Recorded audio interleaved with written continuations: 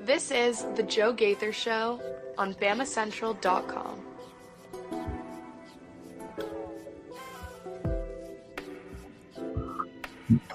Good morning, Tuscaloosa. Good morning, Tuscaloosa, Internet world. West Alabama, how we doing today on a Friday? It's the Joe Gaither Show on Bama Central, BamaCentral.com. Hope you and yours are having a great day.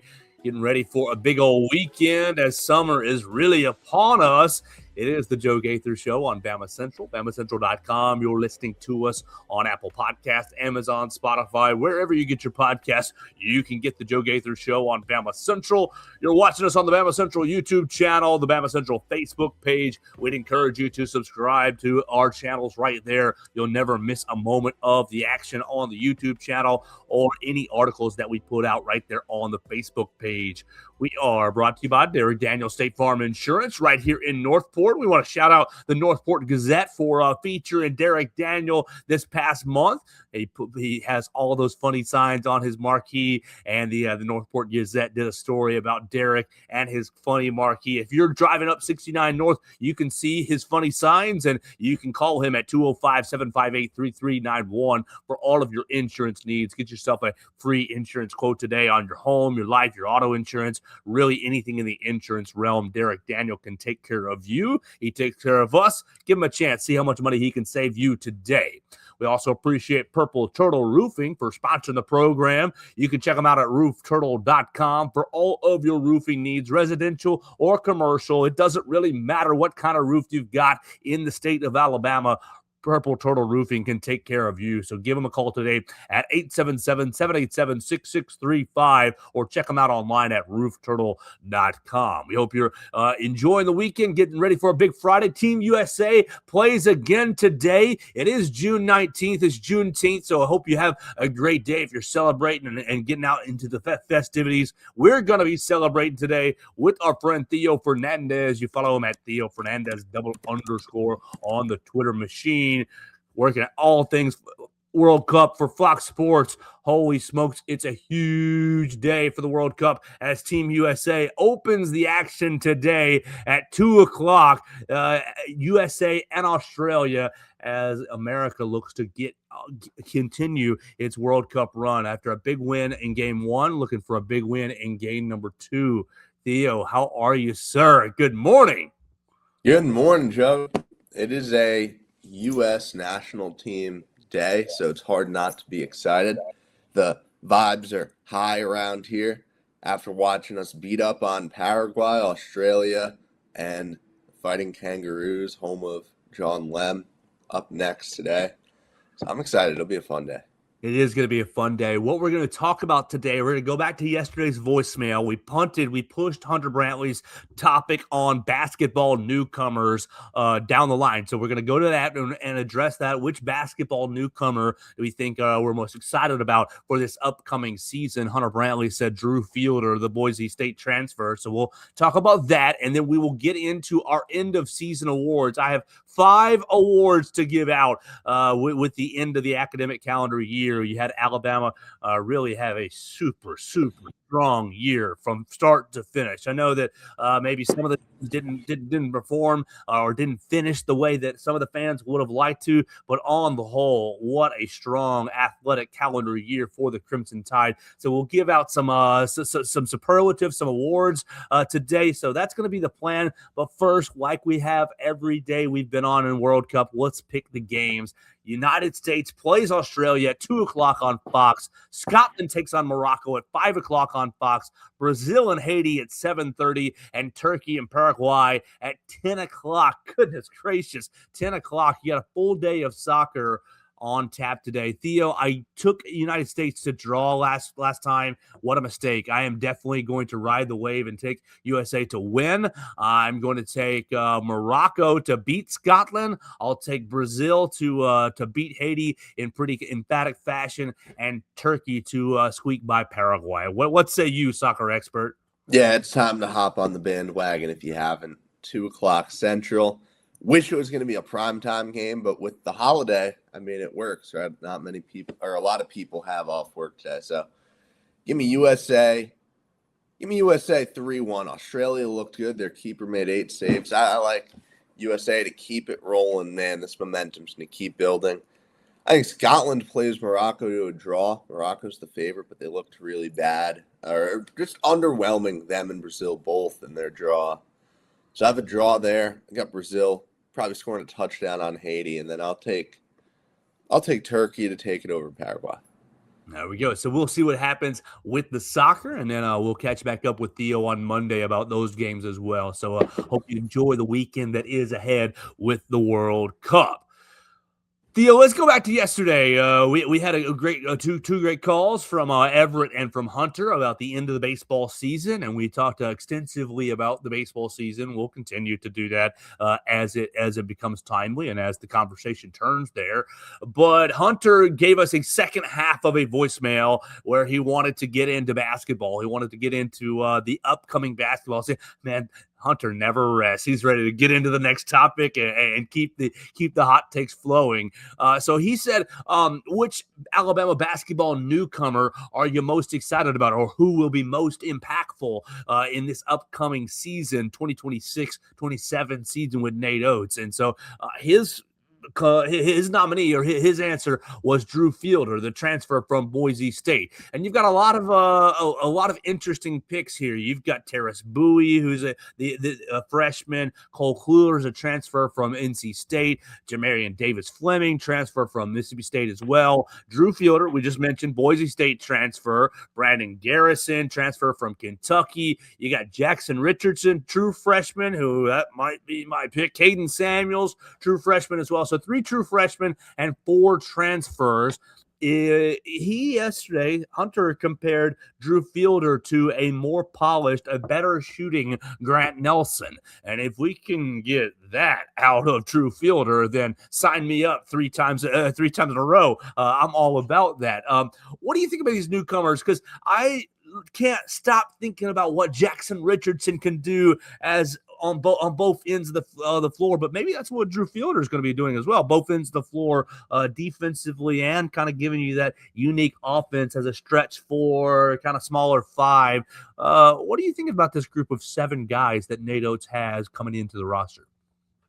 Right now, I look at Drew Fielder as someone just very, very high variance in how this could go for Alabama, right? I think that Drew Fielder probably has one of the lower floors of all the additions on the team, as far as like you could see him coming into Tuscaloosa playing for this team, and it just doesn't work out, right? You could see, as a lot of Nate Oates additions have, right? We've seen this happen before, but you could also see him come in and, yeah, better shooting Grant Nelson certainly seems like a pretty accurate ceiling for what he could give this team. I mean, the ceiling is sky high with Fielder. And I like the additions a lot. I think Richardson's probably a pretty safe pick to contribute and be the star freshman of this year's team. He's not a bad pick at all. I'm going to go with Jamarian Davis Fleming as mine. He's a guy that I just think he offers a level of stability at the 5 that Alabama has been lacking. And I feel pretty relatively secure in thinking that, yeah, he should be a solid piece for this Crimson Tide team. He should give you something, certainly something that you didn't have last year outside of Aiden Sherrill. But I like the way that he, as a pretty traditional 5, can evidently move up and down the court, can, I believe, handle the speed of the Nate Oates system. I like him a lot as a piece for this Alabama team. I think he'll be a lot more impactful than maybe some people have expected at this point. Theo, I think that is a mature pick. Oh, man, that makes me I think that is a smart pick because, look, I probably would have picked Jackson Richardson. I will take Jackson Richardson just because of the flash and the excitement and the NBA pedigree right there. But as you said, Jamarian Davis Fleming, I thought, well, that should have been the pick considering what Alabama did not have last season and what I see kind of a more post player, a more center like Mohamed Diabate, where Mohamed Diabate gave you the grit and gave you the rebounding, but he was really more of a big 3, small 4. I think that the Jermaine Davis-Fleming is going to give you that grit, going to give you defensive presence from the 5, going to be able to protect the rim.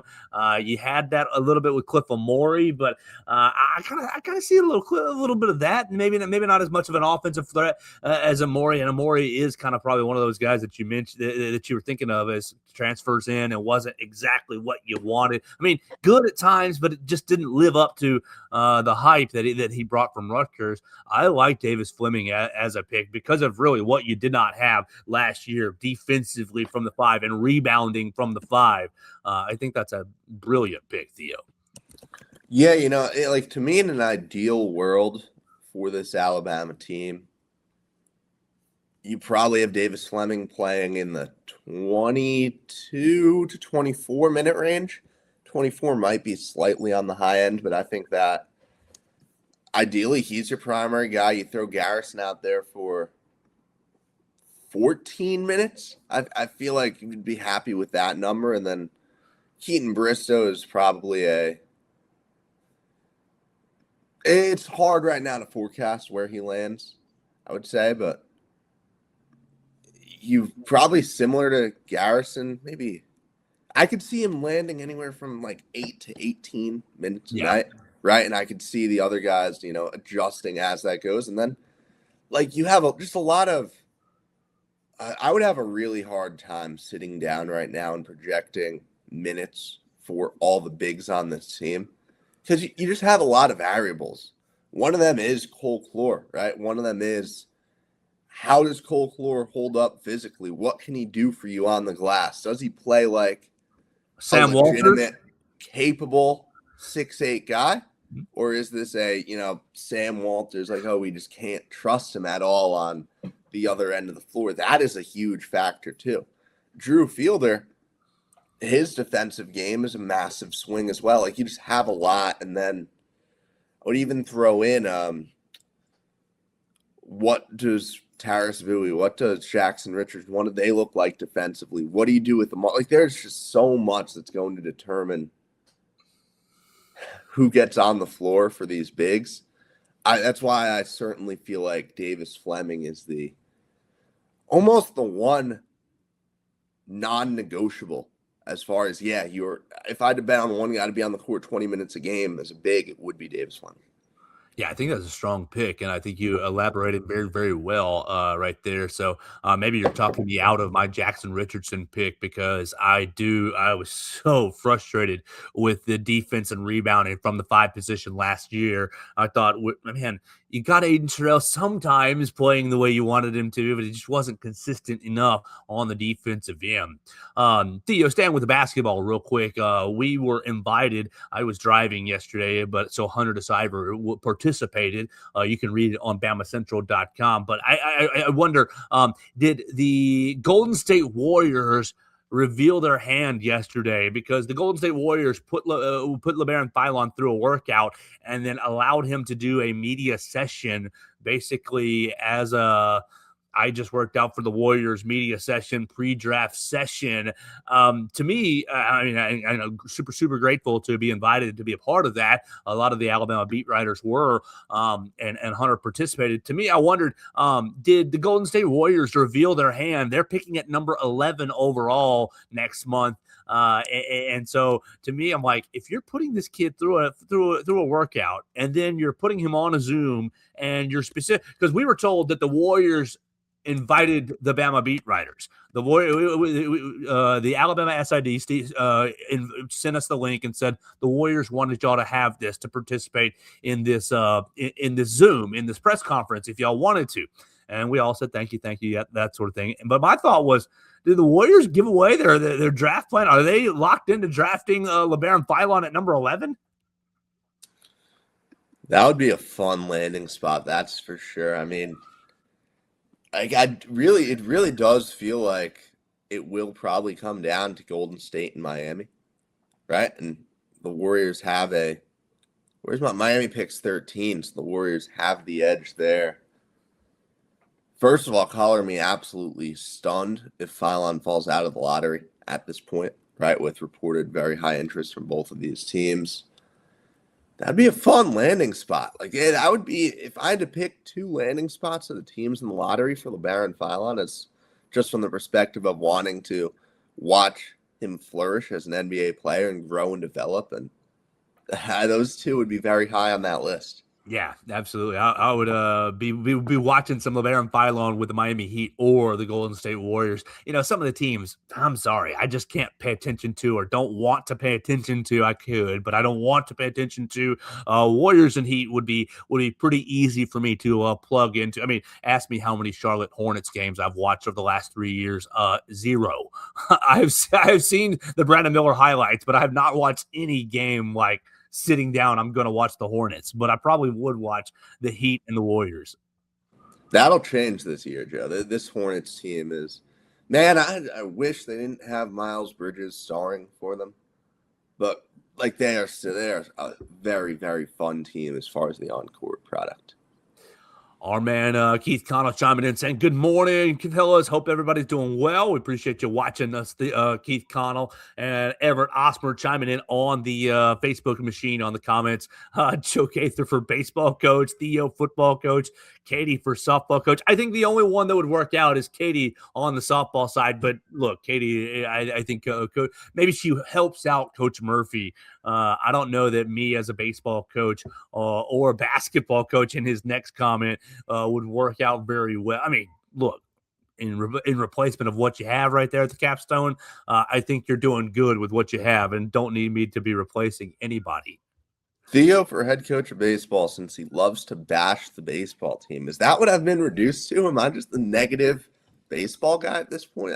Oh, well, I don't think you were that negative. I think you just rode the wave of the season because the season was highs and lows. I mean, when you're striking out 49 times against Texas in a weekend, or when you are leading the SEC in errors, or when you are hitting, what were they like? 200 something in hitting. They were low in hitting nationally. There were definitely things to criticize, but also give them a lot of credit for overcoming those aspects and making it all the way to the College World Series. I want to see you coach some basketball, Joe. That'd be fun. Woo! I would. We'd be running. There would be no tolerance for slow play. It'd be none at all. I'd be losing my voice really, really quickly. Let's get into the second part of the show. I want to give some superlatives. I've got 5 categories to go over for the end of the Alabama season. I have Alabama Athlete of the Year, Coach of the Year, Team of the Year, Newcomer of the Year, and Moment of the Year. So we encourage you to jump in and leave us your comments for these superlatives. And we're going all the way back to last year's soccer season. Really, that's what starts the academic athletic calendar year is Alabama soccer, all the way to baseball or softball, whichever team lasts the longest. So it was a great athletic and academic calendar year, and we want to give some awards real quick on this program. You can leave a comment at Joe Gaither 6, at Bama Central, at Theo Fernandez _. You can leave us your voicemails with your nominees or your winners at 205-462-7340, extension 800. So before we get right into the awards, we want to tell you about our friends at Purple Turtle Roofing. We're not just another contractor, we're your neighbor and your advocate when it comes to protecting your home or business. With years of hands-on experience, top-tier certification, and a commitment to excellence, we've built a reputation as Alabama's go-to roofing solution. We specialize in residential roofing, commercial roofing, emergency storm repairs, full-on roof replacements, insurance claim support, and more. You can visit us online at roofturtle.com or call us at 877-PT-ROOF-5. That's 877-787-6635. We'll come out and give you a free roof inspection, let you know if you got any trouble spots on your roof, and give you the peace of mind that you deserve. So check them out online at roofturtle.com. All right, Theo, I've got a list here. Jeremy Scott, appreciate you watching the show. Roll Tide and go USA. Absolutely. We're going to back you up right there. Hopefully, big old 4-1 win for USA again today. If you can just duplicate that, that would be A-OK. We appreciate you chiming in and watching the show. Theo, let's get right into some awards. I have all these categories, and I've got some nominees. If you don't hear a nominee that you think should be on here, please jump in here. You can go rogue and submit who you want to win these awards. Let me get my sound effect right to about there. Is that what I want? Hey, all right. So our sound effect is ready, and let's get right into Alabama Athlete of the Year. My list is just 4. I have 4 nominees. I have Ty Simpson, LeBaron Philon, Jocelyn Brisky, and Justin LeBron.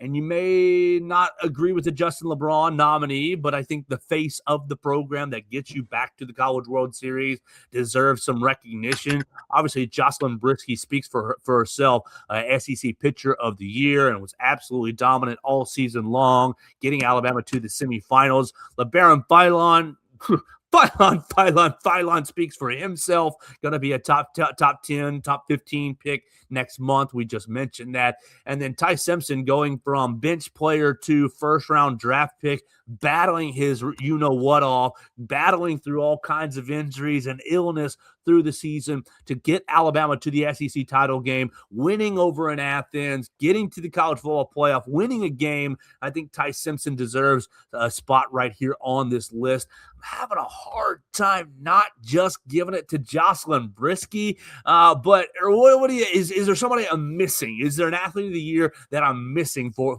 this Alabama athletic season? Doris Lemgola has to be on the list. There's no way you can have this list and not include her.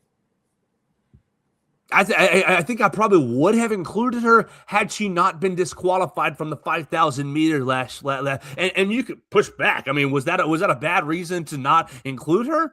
I mean, she won the race, but stepped on the line and got DQ'd on a technicality. I mean, you're still SEC looking at champion, all the course records and all the other championships and winning the SEC like. I don't know. I feel like the track record, no pun intended, still speaks for itself. Even though this was actually her least decorated year as far as stuff that she won. A lot of that was because she took a lot of time off to go run in pro races or on the actual circuit. So she's not going to be my winner this year, but I think she has to be. If you're having a list of candidates, I feel like you have to include her. There we go. So I'm picking Jocelyn Brisky because of what she did in the circle for Alabama and taking out the Alabama softball team the furthest of any team. So Jocelyn Brisky is my athlete of the year. Yeah, Brisky is a very good pick, Brisky. I'd have to think long and hard about if I would pick her. Since you took her, I'm going to make things simple, and I'm going to go with LeBaron Philon. He was special this year. He was just one of the most dominant offensive players we've seen come through this program, exceeding expectations in every way. Knockdown 3-point shooter after that being, such a sticking point the year before. We should be still blown away by what Philon did for the team this year. I'm with you. What a special year for him, and I'm going to give him an award later on in the program. Let's go right into Coach of the Year. I have 4 nominees right here. Again, if you see one that belongs right here that I enlist, feel free to jump in here. But I'm going very obvious. Baseball coach Rob Vaughn. I'm going Nate Oates, Alabama men's basketball. I'm going softball Patrick Murphy, and I'm going track and field Dan Waters, and really it's track and field and cross country. He gets cross country as well. So I mean, maybe a little bit of semantics or whatnot. But Coach Waters gets men's and women's cross country, men's and women's indoor track, and men's and women's outdoor track. I think that he's the most decorated coach this season with an SEC title and a couple of individual national title winners. Speaking Samuel Ogazi being the kind of the headliner right there. No consideration. I'm sorry, Coach DeBoer. I left you off of my top 4. Are you going straight Rob Vaughn or are you going someone else? I have to go Vaughn. I mean, look, I have talks about how I thought Vaughn should have been SEC Coach of the Year. Patrick Murphy had an incredible season. I think it comes down to those two, if we're being honest. And it's crazy because Nate Oates did an incredible coaching job with this team. And I just don't think it can come close to the outstanding work done by both Coach Murphy and Coach Vaughn. But at the end of the day, you were picked 13th in this conference, and you ended the drought you were hired to end. You did what you were told to do as the coach after being given the keys to the program. Special season for Rob Vaughn. I'm not even really considering anyone else for this award. I think you're dead on there, but since you took Rob Vaughn, I'll go Patrick Murphy for my coach of the year because of what he has done, revamping his program. I mean, coaches are stubborn, man, and they've got their way of looking at the game and approaching the game.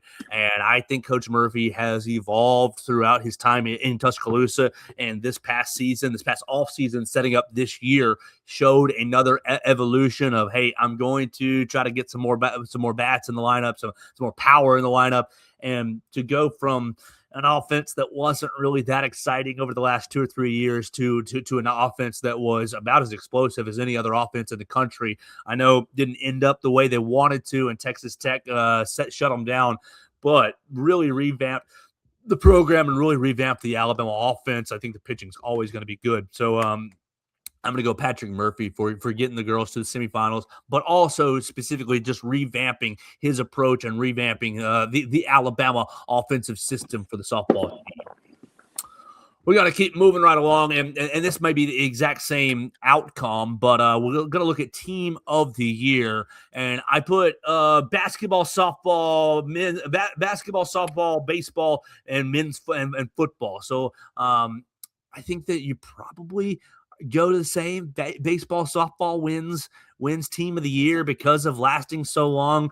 Football, you did get to the SEC title game. You did win a playoff game. Basketball, you got to the Sweet 16. You give any consideration to the big two sports, football or basketball, or is this award Team of the Year just about the diamond sports? No, it has to be one of the diamond sports. And I do think Team of the Year has to go to softball. Softball is too dominant to not get it. Just a special season for Team 30. I think that's the right choice. We talked about it yesterday when Katie Wyndham was ranking the teams by performance, and she had softball number one. I want to be clear; I was being totally tongue in cheek about her being biased. That is the obvious choice. The ladies went second place in the SEC regular season and got all the way to the SEC title game in the tournament and got all the way to the semifinals. And we just mentioned kind of how that they have revamped their offense and their pitching staff was incredible. So not deviating from you there, Theo. I'm also going softball for Team of the Year. We are flying right along with our awards this season. I think here's where we're going to get into some debate. I'm going to go throw at you newcomer of the year. Freshman or transfer. Any freshman or transfer qualifies. And I got a lot of freshmen and one transfer on my list here. So listen closely. The nominees that I have when I was putting this together: freshman Amari Allen, freshman Eric Hines, freshman Lassier Brooks and Dijon Lee, freshman Miles Upchurch and Vic Moten. And I've got Houston transfer, Brooke Wells for the Alabama softball team. I think that you can go a lot of directions. I'm personally feeling a little bit of Amari Allen. I might have left off Michael Carroll. That's a great one to throw in there. He started Alabama at tackle after a couple of games. I think that he deserves some recognition. Vic Moten was incredible in the circle for Alabama. But, there's a lot of transfers that I'm not throwing out there. Theo, leaving you all that to pick right up. What do you think? Alabama newcomer of the year, freshman or transfer? I do think the award will come down to a freshman. As far they were the more impactful players, and obviously there were whiffs in the portal across all the sports. We know that. For I'd throw Iowa transfer Jenny Young in as a contender. I know she had a great season with that team. Yeah. I'd also throw in a gymnastics freshman, Azariah Akbar. Yes. In gymnastics circles, like they talk about her as a really, really, just probably face of the team program, one of the best athletes in the sport within the next couple of years. I don't know enough about her to make her my pick, but no, I feel like we've got a good list of the candidates, and there are so many different directions we could go in this one, Joe.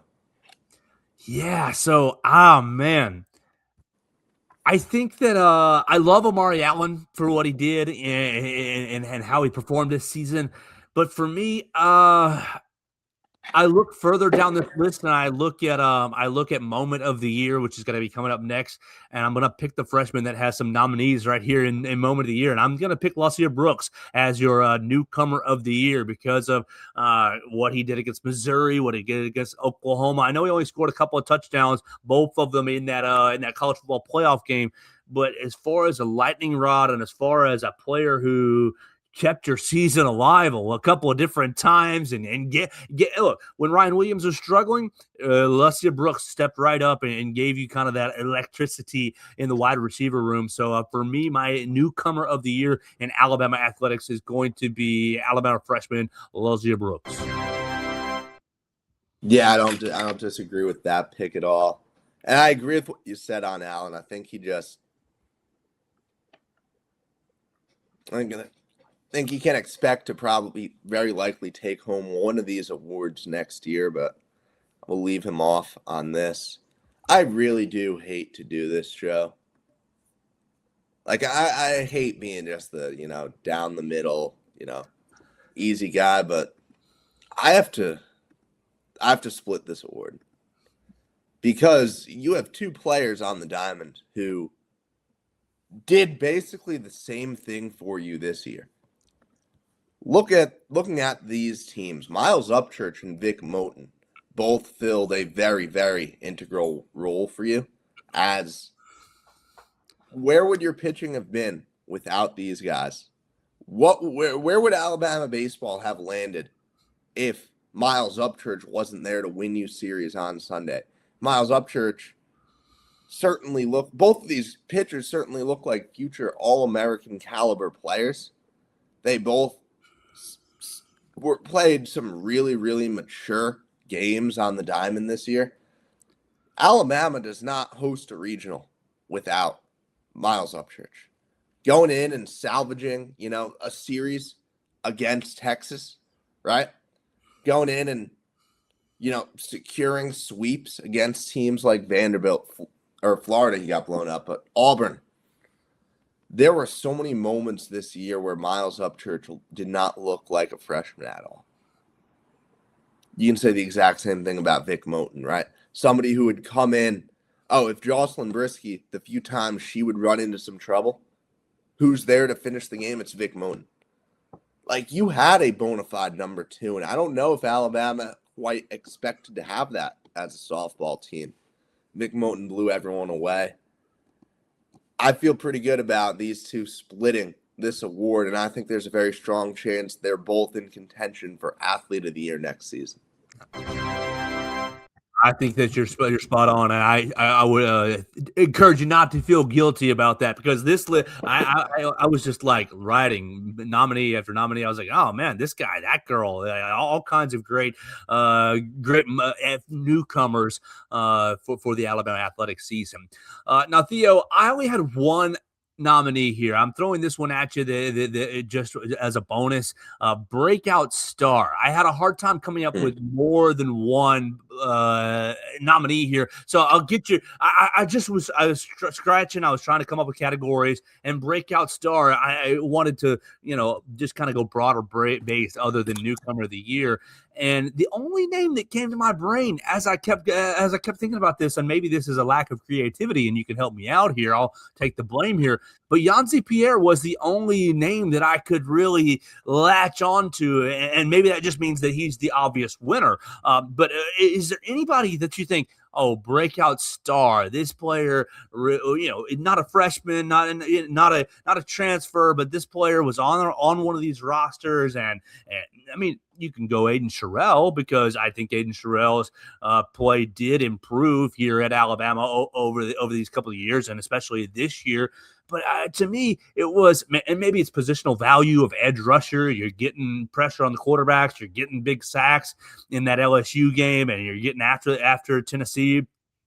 I couldn't come up with really anybody other than Yanzi Pierre to give a breakout star to. So it's okay if you can't, because I didn't prepare you for this one before the show. But is there any other player on any team that you think deserves a spot on the breakout star list for the Alabama athletic season?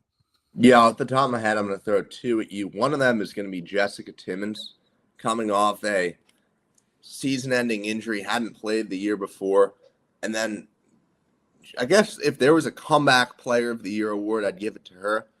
But she completely elevated. Like, she was a pretty just average, normal starting point guard for this team, and then she transformed into an all-SEC second team guard. And that is breakout. That's a breakout right there. And she got drafted into the WNBA as an undersized guard as a result. So I think that's a solid candidate there. And then the other one, and the one who, despite Yanzi impressing, is going to win it for me, is Brady Neal.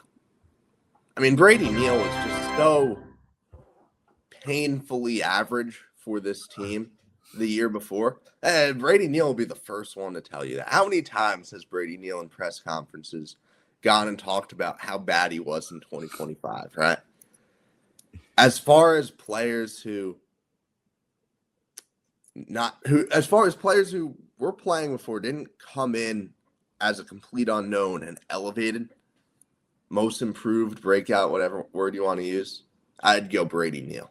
He was the best hitter for a team that went to Omaha. Breakouts don't get much brighter than that. I think that's a good pick, and I should have talked to you before the show, and we would have come up with a couple of nominees right there and had a good category. So I think Brady Neal is a good pick. I'll go Yanzi, and you'll go Brady Neal, and we'll round out the category. Theo, at the very end, I mean, we blitzed right through this, and I think that's A-okay, because we're just trying to put a bow on the Alabama athletic season here. But the last category I have is Moment of the Year, and I have a bunch of good moments. So put your nostalgia hat on and sit back and think about Lassie Brooks catching a fourth down pass against Missouri as Ty Simpson's rolling out backwards and just dropping it in the bucket to keep you alive as you're trying to beat four ranked opponents in 4 weeks. Whew. That stands out to me. I have football's comeback win at South Carolina. I mean, you were dead over in Columbia. Your offense was not playing worth a flip, and Ty Simpson actually drives you down the field, and you've got the little kind of pop pass to Jeremy Bernard around the corner to win the game. I think that stands as one of these moments of the year. I mean, Xavier Brown, you get Xavier Brown double moment. You 99-yard pick six against Tennessee. The stadium fell down around us as Xavier Brown really slams the door on Tennessee at the end of the first half. But then Xavier Brown again, and really the larger moment of Alabama coming back against Oklahoma in that college football playoff game. Xavier Brown at the end of the half jumping a route, and what was it, about 55-yard pick six at that point, midfield right there for Xavier Brown, getting you back into that game. So a bunch of football moments if you want to pick from football. LeBaron Philon at Tennessee to end the losing streak at Tennessee, laughs at the postman who gets swapped onto him and says, "I'm about to take your soul," dribbles down and hits a small little fadeaway in the lane to win that game. Oh, gives me the goosebumps to think about that. Tyler Fay, how can you have this list without Tyler Fay throwing a dadgum no-hitter against Florida? Just absolutely impressive. I've got Samuel Ogazi setting an NCAA record, 400-meter dash, NCAA record, the fourth fastest 400-meter dash of all freaking time. for Samuel El-Ghazi. And then you just mentioned Brady Neal as breakout star. I've got Brady Neal, the home run against Oklahoma State to send Alabama into the Tuscaloosa Super Regionals to win the regional and to keep the season alive. I think there's so many moments, and I know I missed a bunch, Theo. So if there's one that sticks, or two, the three that stick out in your head that I missed, feel free to throw them out there, because what a year it was for Alabama athletics. Yeah, I'm gonna throw the Alabama Arkansas game in there as a moment. Was there a more fun 2.5 hours of watching Alabama athletics than that game? And that was special. The atmosphere, if you were there in person, was absurd. I'm sure you had a great time watching it on TV if you weren't able to make it. And that game had everything. Surviving Darius Acuff. If I had to pick a game of the year, that would be it. Would that be my game of the year pick, or would it be Alabama going on the road in the college football playoff? It would probably be Alabama against Oklahoma in the college football playoff. Yeah, I think I feel good about that pick if there was a game of the year. But we're doing moment of the year, and I feel good about our list of candidates. Nothing jumps out at me to add. First no-hitter in 84 years. What Tyler Fay did was spectacular. It was special. It will be talked about for decades to come. And it will be the enduring symbol of this team and this Alabama baseball historic season. I'm going to go Tyler Fay, turning the season around with his no-hitter against a top 10 Florida team. I mean, what a moment. You've come off getting swept by Kentucky the week earlier, and everybody's talking doom and gloom, and watch out, Florida's coming to town, and they're going to keep the bad times rolling for you. And Tyler Fay, no hitter. We're resetting this program, or we're resetting this season. I think that is a great pick. I have a hard time not picking one of these Xavier Brown interceptions. Goodness gracious. Game-changing, season-changing, kind of, man, you lose to Tennessee. I mean, and it wasn't like you were losing at that point, but Tennessee was on the doorstep of really keeping it a very close game. And Xavier Brown says, we're going to the locker room on a super euphoria, and he did it twice. I have a hard time not picking either of those Xavier Brown pick sixes, but for me, it's all about LeBaron Philon because of how many times you have had heartbreak against Tennessee over the last handful of seasons. Rick Barnes has had your number, Nato. And look, that's nothing to be ashamed of. Rick Barnes is a great coach, and they play a really tough physical brand of basketball, but Tennessee has had your number for the last couple of seasons, and to go to Knoxville and to really be in that position, LeBaron Philon says, I'm going to be the hero. I'm going to be the winner. That one gave me a little bit of an emotional excitement for a couple of days because Alabama got that win back over Tennessee over 4 or 5 in a row. It lost 4, 5, 6 in a row to Tennessee. I think LeBaron Philon, game winner at Tennessee, is my pick for moment of the year. Yeah, I mean, this really is, when you sit back and look at it, and man, first of all, this year flew by. Second of all, there were so many great moments, just a net positive year for the athletic department, right? And now when you take yourself out of football didn't end the way you wanted to. That is going to put a massive dent in things. But when you step back and when you look at just the state of the program and look what you did in the postseason, right? Football, college football playoff. Both basketball teams in March Madness. Both baseball teams, baseball and softball, both diamond teams in the World Series. The standard resides in Tuscaloosa. And Theo, as we close the program here, with this kind of wrap up, it just makes me think, man, how blessed are we? You and I get to sit right there inside of some of these biggest moments, a handful of feet away, some of these biggest moments, and experience the euphoria of the fan base and experience sometimes the heartbreak of the fan base and sometimes the irritation of the fan base. But man, how blessed are we to be right here watching these athletes, watching these coaches, watching this athletic department really strive for greatness all the time. And I'm just lucky to have a front row seat. Yeah, it's a special job. I'm grateful for the opportunity, grateful for all you for listening. I mean, we're out here talking about Alabama athletics, and you guys make it part of your lives to listen and get informed off of what we say. So that incredibly appreciative. I know we had our second most successful month ever last May, and we're going to fall short this June just because of how much time we've taken off. But we are going to set a new record every single month throughout the football season, and you guys are going to help us do that. We really appreciate all the support here on this program.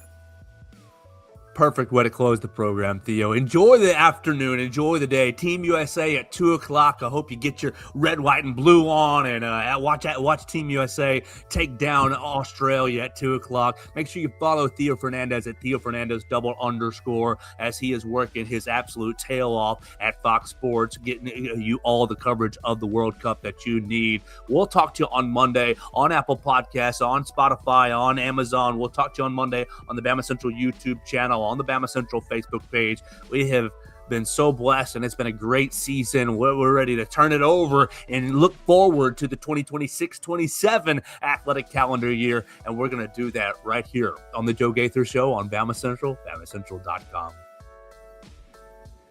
Thanks for joining us on today's edition of the Joe Gaither Show on Bama Central. Keep up with Joe on all his social media pages at Joe Gaither 6. Subscribe, rate, and review the show on Spotify and Apple Podcasts, and be sure to read us daily at BamaCentral.com.